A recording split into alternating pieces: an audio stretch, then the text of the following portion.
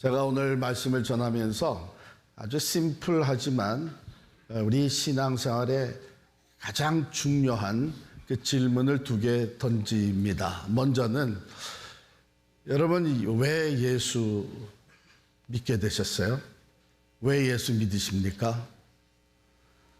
그 이유는 우리가 표현은 좀 다를지라도 다 한 가지인 것 같아요. 우리 예수 믿고 구원 얻어 영생 누리며 천국을 소유하고 살아가는 사람이 되는 것이죠.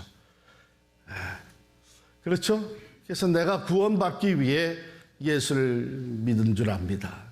두 번째 질문은 그러면 예수를 믿은 후에 왜 신앙생활 하십니까? 그럼 좀 답이 좀 다를 수도 있을 것 같아요. 제가 지금 드리는 말씀은 우리가 예수를 믿게 된 것은 100% 날 위해서 믿습니다. 내가 구원받아야 돼요. 예수 믿고 새 생명 얻어야 돼요. 예수 믿고 천국 가야 돼요. 예수를 믿는 이유는 나를 위해서예요. 그러면 예수를 믿은 후에, 예수를 영접한 후에 신앙생활하는 이유는 뭐예요?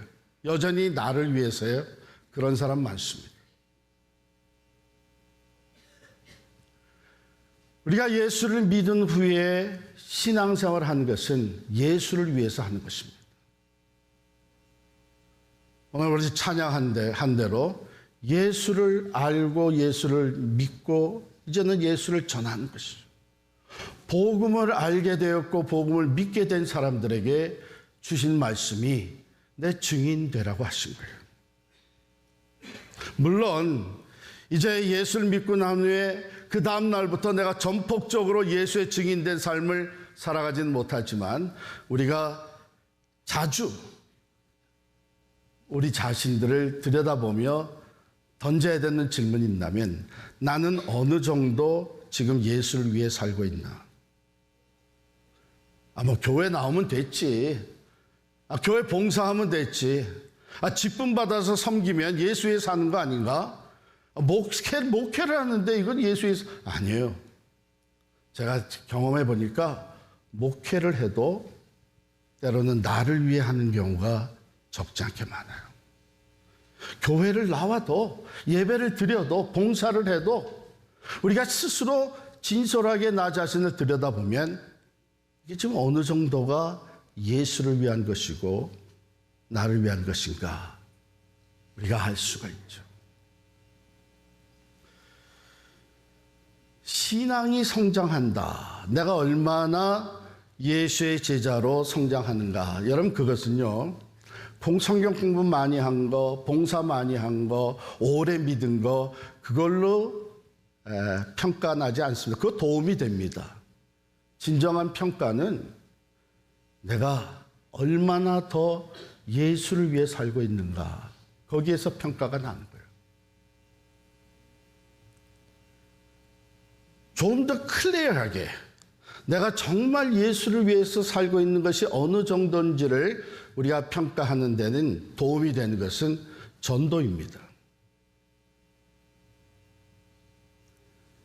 왜냐하면 그것이 예수님이 우리에게 주신 명령이고 유언입니다.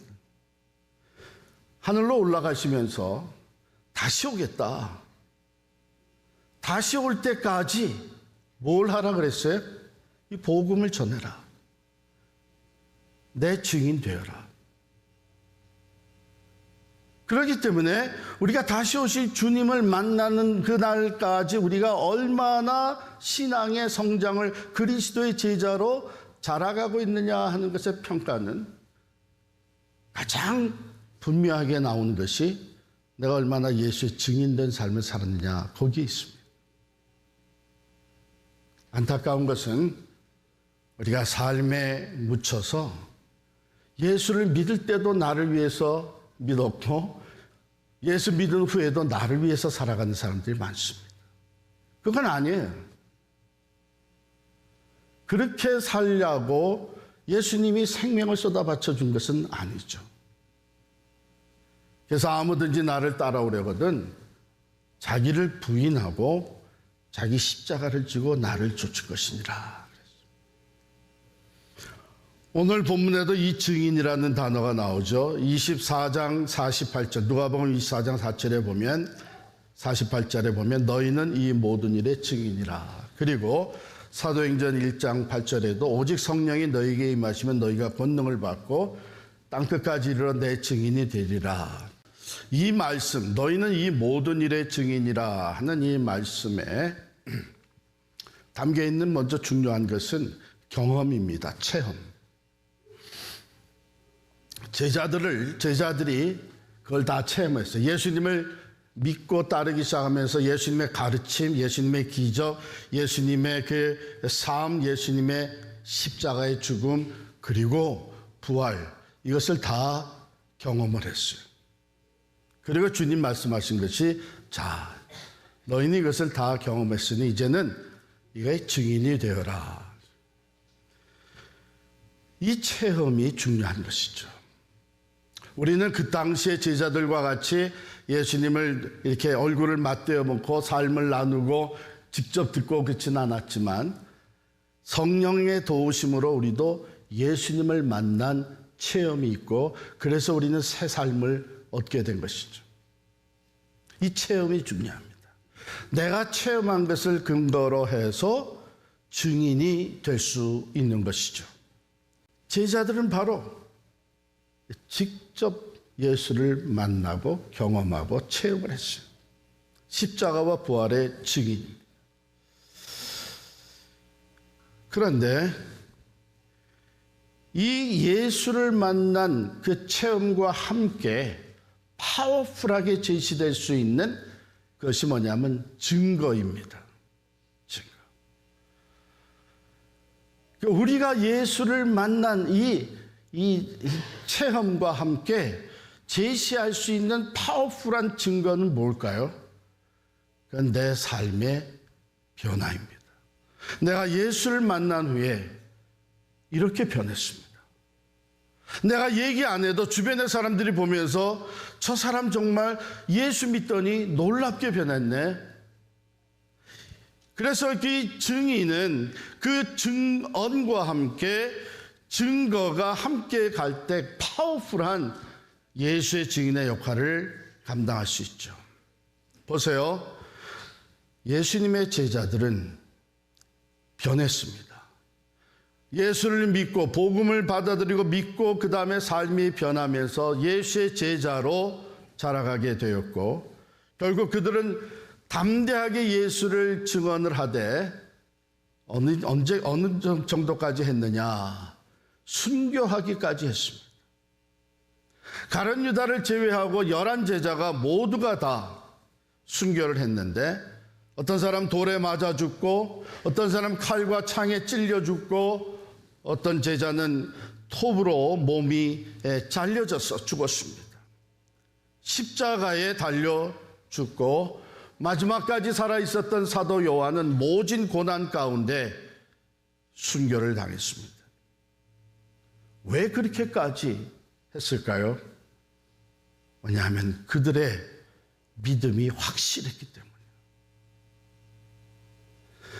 내가 구원을 받은 것처럼 죽어가는 영혼들이 구원을 받기 위해서는 죄 사함을 받고 영생에 이르려면 예수를 믿어야 되는데 이 예수를 전하지 않으면 안 되겠다고 하는 이 확고한 믿음 속에서 그들은 생명까지 내어주면서 이 복음을 지키고 전했습니다. 여러분, 그 복음의 증인들이 있었기 때문에 오늘 그 복음이 우리에게까지 전달이 됩니다. 그러므로 복음을 받아들인 우리들에게도 똑같은 사명이 주어져 있는데 예수의 증인되는 사명입니다. 사도 바울 또한 이 사도들을 앞서간 예수의 제자들 그 사도들 통해서 복음을 들은 후에 그가 고백합니다. 내가 살든지 죽든지 내 몸에서 그리스도가 존귀케 되기를 원한다. 이 세상에 존재하는 목적, 죽음을 맞이하는 목적조차도 예수의 증인되는 것이 그리스도인의 삶이요 성숙한 제자의 모습이 아닐 수가 없습니다. 오늘 누가복음의 말씀은 그럼 우리가 전하는 메시지가 어떤 메시지냐 하는 것을 말씀해 주시는데요. 47절 말씀 우리 다 같이 읽겠습니다. 시작. 또 그의 이름으로 죄 사함을 받게 하는 회개가 예루살렘에서 시작하여 모든 족속에게 전파될 것이 기록되었으니, 예수 그리스도의 고난, 그 십자가와 부활의 사건을 통해서 우리에게 주어진 메시지가 뭐냐면, 당신도 회개하면 죄 사함 받고 구원을 얻습니다. 죄의 값은 죽음입니다. 그런데 그 죽음에 이른 우리들이 누구든지 예수를 믿으며 내가 죄인인 것을 회개하고 예수를 받아들이게 되면 그 예수의 보혈이 우리의 모든 죄를 다 깨끗이 씻어주시고 하나님 앞에 우리가 의롭다함을 얻게 해줍니다. 구원받을 수 있습니다. 이제는 영원한 심판과 형벌에서 생명으로 옮겨지는 것입니다. 이 회개와 용서의 메시지를 전하는 것이죠.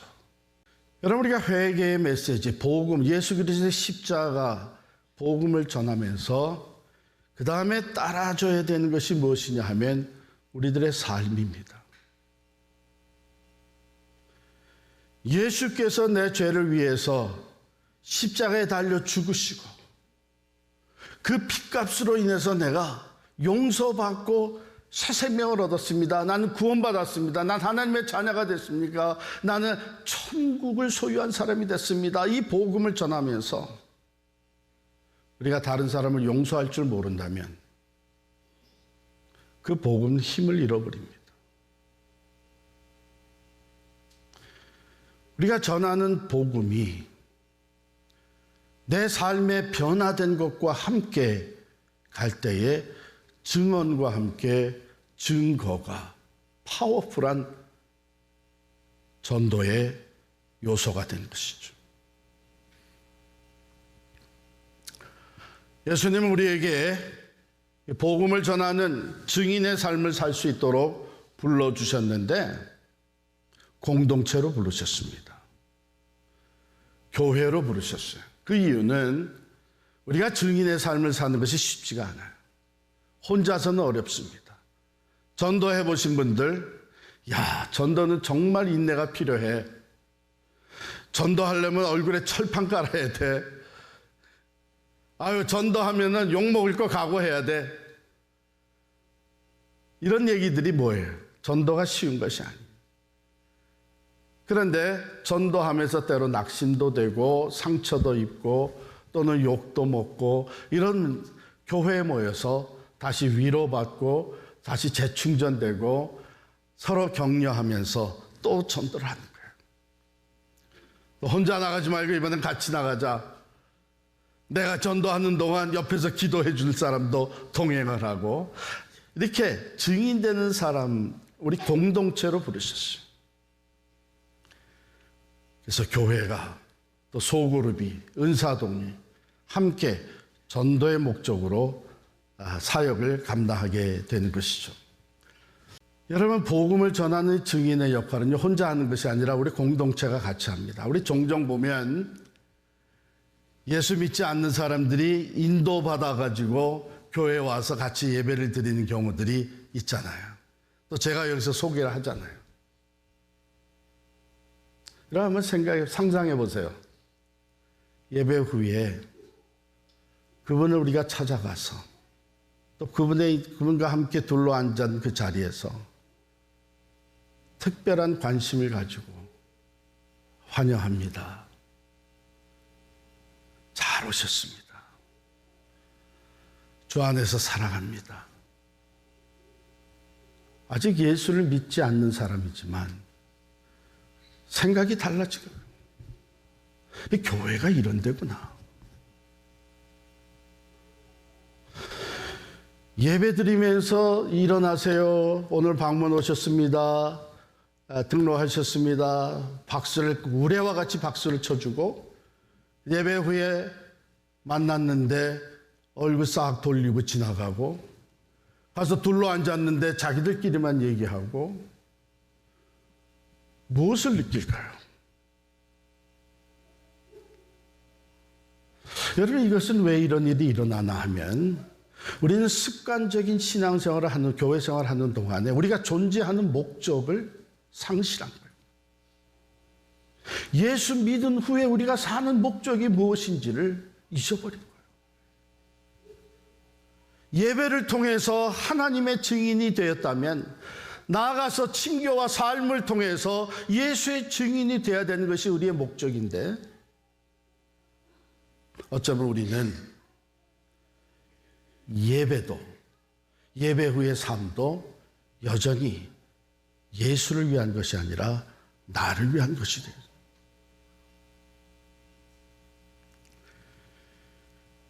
그런데 이게 쉬운 일은 아니죠. 쉬운 일은 아니에요.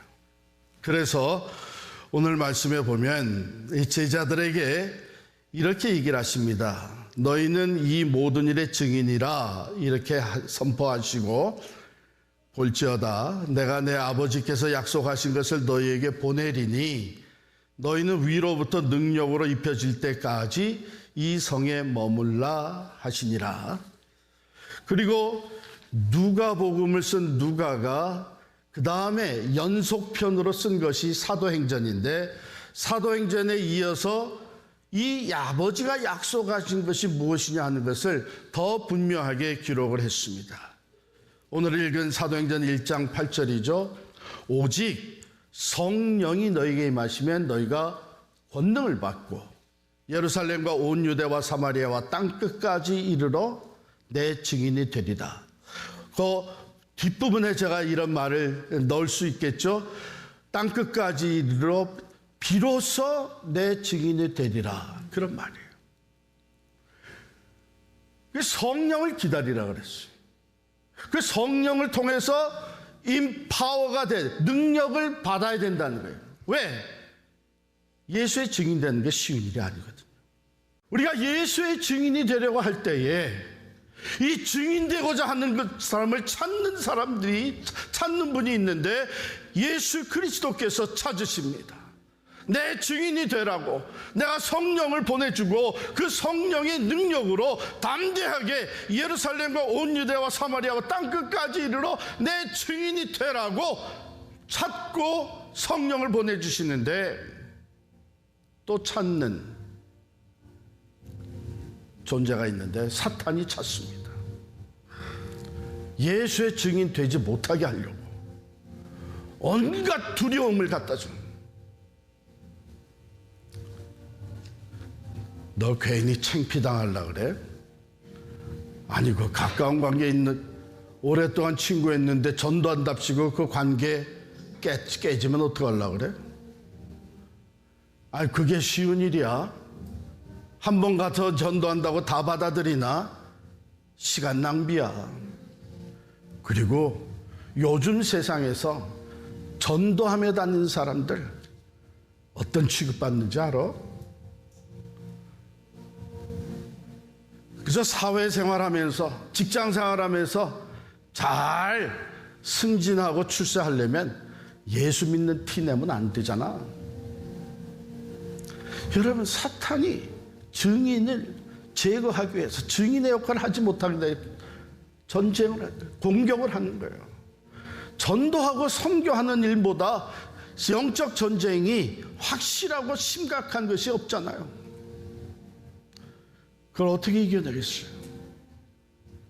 우리 인간은 약합니다. 흔들립니다. 그래서 주님께서 기다려라. 성령이 오시면 그 성령이 도와주실 것이다. The Spirit of God will empower you. 너희가 가지고 있지 않은 능력이 그 두려움을 물리치고 담대하게 예수의 산 증인 될 수 있는 이 strength가 성령으로부터 올 것이다. 그렇게 되면 너희는 여기서부터 예루살렘에서 시작해서 땅끝까지, 심지어는 순교하는 일이 있어도 능력으로 감당하는 증인이 될 것이다.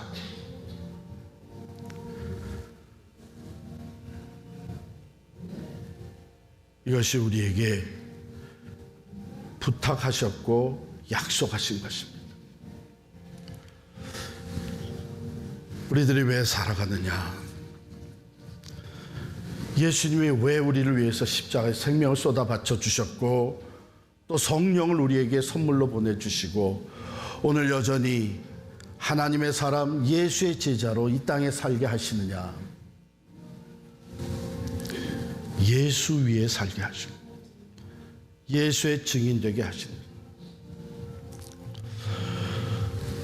우리가 잘 아는 네덜란드의 유명한 화가 렘브란트의 이야기입니다. 그는 젊어서 아내를 먼저 세상을 떠나보냈어요. 그 큰 아픔과 그 슬픔 가운데 렘브란트가 방황을 하게 되었습니다. 그러다가 렘브란트는 하나님을, 예수님을 개인적으로 만나는 체험을 합니다.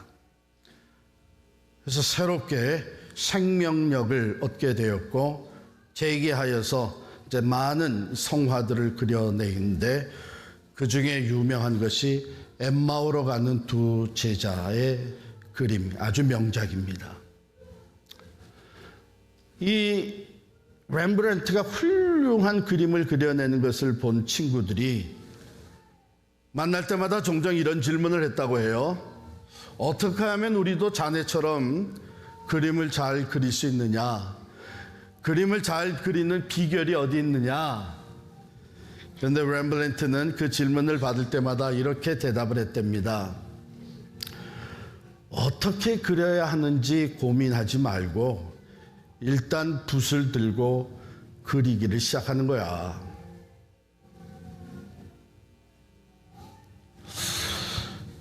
여러분, 전도는 어떻게 하면 효과적일까? 어떤 새로운 방법을 하면 더 잘 될까? 얘기가 많습니다.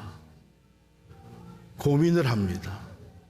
그런데 여러 가지 방법을 얘기하고 고민하다가 전도는 하지 않고 살아갑니다. 유명한 얘기가 또 하나 있는데 D.L. 무디 목사님이 유럽과 미국을 다니면서 엄청난 부흥 집회를 일으켰다. 많은 사람을 예수께로 인도했는데 한 번은 이 크루세이드 부흥회를 마치고 났는데 한 자매님, 중년 여자분이 오셔서 챌린지를 한 거예요. 목사님, 나는 목사님과 하는 이런 대형 집회, 전도 집회 저는 마음에 들지 않습니다. 그래서 목사님이 그러세요? 그러면 자매님은 어떻게 전도하십니까? 근데 자매는 전도를 안 하고 있었어요. 대답을 못한 걸 알고 D.L. 무디 목사님이 뭐라고 얘기했냐면 그렇다면 저는 자매님이 가지고 있는 그 전도하지 않는 방법보다는 내가 하고 있는 이 방법이 더 좋다고 생각합니다. 그랬어요. 신학적으로 뭐가 어떻고 시대적으로 어떻고 방법적으로 어떻고 전략적으로 어떻고 이제는 그거는 지나간 시대의 전도 방법이고 좋습니다. 가장 중요한 것은 어떤 방법이든지 전도를 하고 있느냐가 중요합니다. 예수의 증인된 삶을 살고 있느냐가 중요합니다. 어쩌면 우리가 영혼 구원과 전도 또 교회가 펼쳐가는 올해의 어떤 선교, 전도를 위한 플래치 거기에 특별한 관심이 없는 것은 아직 예수를 믿은 후에도 우리는 여전히 나를 위해서 살고 있는 것이 아닌가. 나 반드시 그날은 찾아올 겁니다. 내가 너를 위해 주님 말씀하시기를 생명을 쏟아 부어 주었는데 너는 나를 믿고 그 다음에 어떻게 살았느냐? 날 위해 무엇을 주었느냐? 가면서 전하자. 이제 예배가 끝나면 또 다시 세상으로 가십니다. 한 주간이 시작되면 일하러 가고 공부하러 가고 퇴근해서 집으로 가고 쇼핑하러 가고 또 우리 일부의 그룹은 이코 내셔널 게더링에 참여하기 위해서 비행장으로 가고 달라스로 갑니다. 어디를 가든지 예수 믿은 후에 우리의 삶은 내가 어떻게 예수의 증인이 될까 가면서 전하는 것이 예수를 위해 사는 삶의 기본입니다.